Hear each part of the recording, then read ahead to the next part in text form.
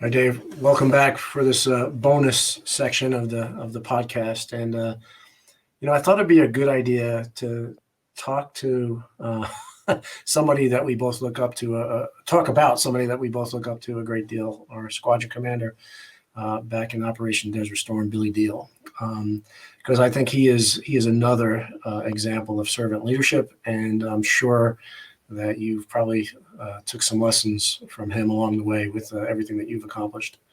How's that sound? Talking about Billy. You bet. So, just for everybody who's tuning into this, General Goldfein and I were captains together in the 17th Tactical Fighter Squadron, the Hooters, that was based in Sumter, South Carolina, Shaw Air Force Base. And a few days after Saddam Hussein invaded Kuwait, we were on our way to the Gulf, where we were the first unit in theater. Correct me if I'm wrong, but I believe we are first unit in theater to sit close air support alert. The first U.S. unit in theater that could stop a potential Iraqi incursion into Saudi Arabia, which was a big concern at the time. And leading the gang over there was Billy Diehl, Lieutenant Colonel Billy Diehl, who it was such an incredible honor to be led into what we thought was going to be immediate combat. It turned out to be combat about 6 months later, led by Billy Diehl, who, like I said, it is a tremendous, transparent servant leader. You know exactly what he was thinking because he had no hidden agendas, but also he had combat time in Vietnam, and so he knew what we were heading towards. So, Dave, what are some lessons learned from Billy Diehl? Yeah, he was really the real deal. I remember going in on that first day, on that first mission, and so I was his deputy mission commander. You might remember for that first mission, and I do remember that. And remember, he aborted on the runway for his radios. All his radios went out. Yep. And so I ended up leading that whole formation, and he jumped in another airplane, and history will never reveal how much gas he actually had when he got onto the tanker, but let's just say that it was within a few hundred pounds of flaming out. He was not going to miss that mission. Right. And then we crossed into bad guy land. You and I, we were all green, right? None of us had been in a combat. He was the only guy who'd had any combat time. And what I remember is it was like a walk in the park, for him. Remember he just pointed out, okay, AAA right 2:00, and we all stared at it. Oh my God, that's AAA. Anti-aircraft artillery, and then he says, okay, there's SA2s left 10:00. I remember watching these telephone poles come through the formation, right? A couple of floated up above us, and then I remember, here in Splash, MiG-29, and there was a moment in my cockpit, and maybe it occurred was the same for you. There was a moment in my cockpit when that MiG-29 hit the ground, when I realized, okay, I got this. This is not actually that new. Yeah. I've seen this formation. I've listened to these radio calls. I've heard these kind of things. Never seen an airplane hit the ground like that. But everything else I've actually seen at Red Flag at Nellis Air Force Base, led by our squadron commander on our last deployment, which had only been a couple months prior. Right. And there was this confidence that came into my cockpit that basically said, okay, I can do this. I got this combat thing. And from that point forward, there was no looking back. Yeah. I share that story because I call that confidence under fire. Mm-hmm. And Billy Diehl did that for us. And I think it's the responsibility of every military leader to do that for the next generation. Mm-hmm. We want that same experience for every generation to get into their first combat mission, whether that be on the ground, at sea, under the sea. We want them to have that same moment of confidence that says, okay, I have trained hard for this, and I know this environment, and I can do this. Billy Diehl did that for us, and I think it's our job to do that for others. Yeah, and I think that extends beyond the military. I think in any challenging situation in your life, that applies. And going back to Billy's radio problem and him getting to the tanker with X amount of fuel, you can back up months earlier when we were first deploying. And I write about all. I have this new book coming out called Floating in Darkness, and I write about all this in there because there's a key point in this.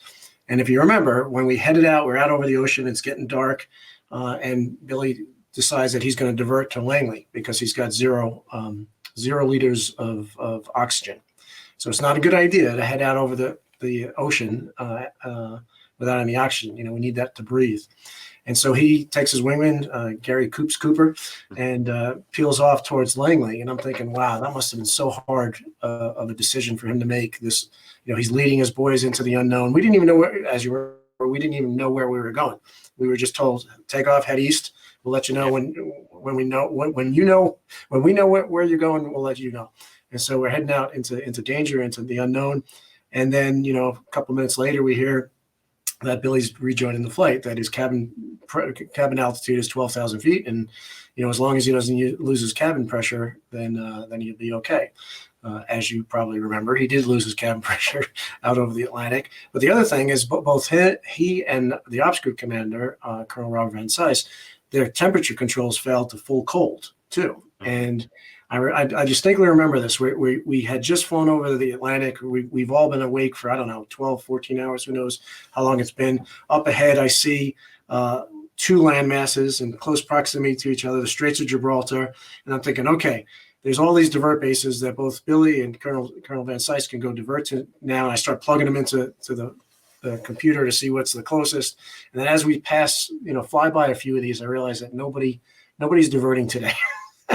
And I thought about that, and I said, why would they do that? Why would they risk hypothermia? Billy one failure away from another, hypoxic dive at the ocean.